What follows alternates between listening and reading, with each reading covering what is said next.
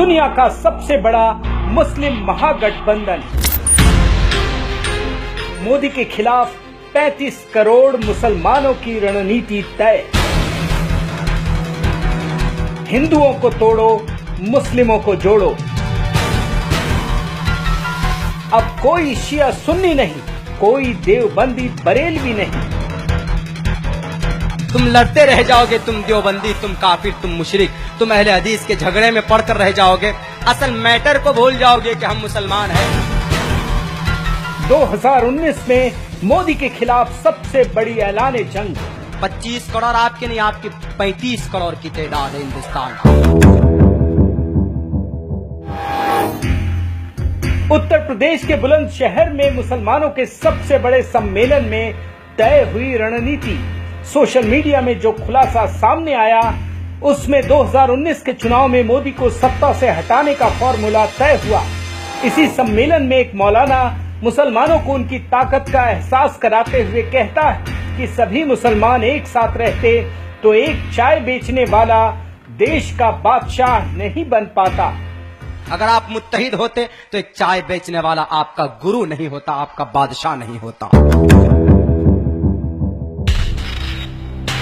देश भर में इसी तरह प्रधानमंत्री मोदी के खिलाफ जहर उगला जा रहा है।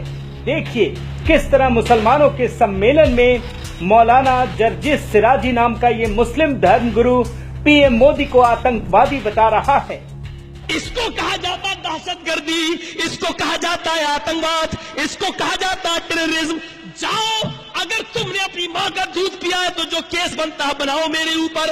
हमने नरेंद्र मोदी को आतंकवादी कहा है, जाओ जो केस बनता हो बनाओ मेरे ऊपर। इस मोदी पागल से पूछ लो, तू आज क्यों भूल गया? तेरी छाती 56 इंच की थी। आज हमारे लोग घास काट रहे हैं। क्या कर रहे हैं?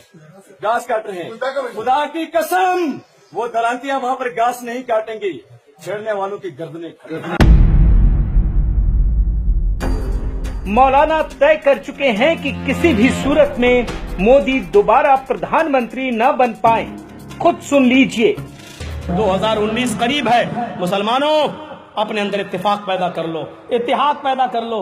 इतना याद रखना, अगर तुम्हारे दरमियान ना इत्तेफाकी हो गई, तुम्हारे दरमियान अगर ना इत्तेफाकी हो गई तो रेपिस्टों और बलात्कारियों की सरकार फिर दोबारा भी बन जाएगी। बाबरी मस्जिद हमारी दिलों की धड़कन है, हमारे आबाओ अजदाद की बनाई हुई बाबरी मस्जिद है।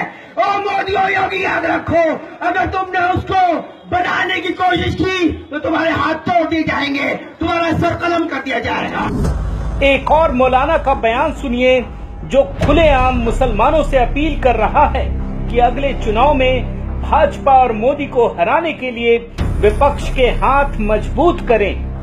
मुसलमानों को भी चाहिए कि वो ज़्यादा से ज़्यादा वोट पोल करें और मुल्क को आगे ले जाने में अपोजिशन की मदद करें। जमीयत उलेमाए हिंद के अध्यक्ष मौलाना अरशद मदनी ने तो भाजपा और मोदी को रोकने वाले हर दांव को आजमाने को कहा।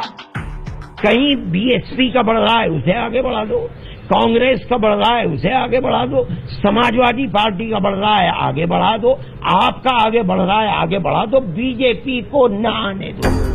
मुस्लिम धर्म गुरु मुफ्ती मोहम्मद सनाउल्लाह होदा कासिम को मोदी राज में जमहूरियत खतरे में नजर आ रही है। कि इस वक्त जमहूरियत खतरे में है, कि इस वक्त जमहूरियत खतरे में है। MIM के नेता अकबरुद्दीन ओवैसी ने तो सारी हदें ही पार कर दी हैं। चाय वाले,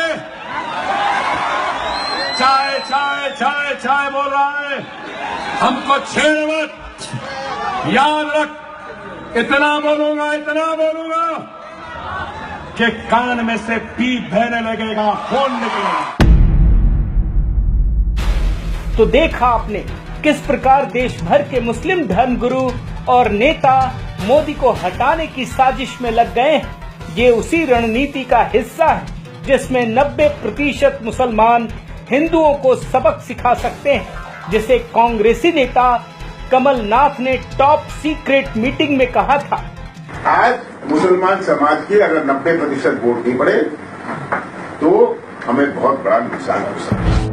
इनसे सावधान रहने की जरूरत है, कहीं ऐसा ना हो कि ये लोग अपने मंसूबों में कामयाब हो जाएं, फिर इस देश में दोबारा कोई मोदी पैदा नहीं होगा।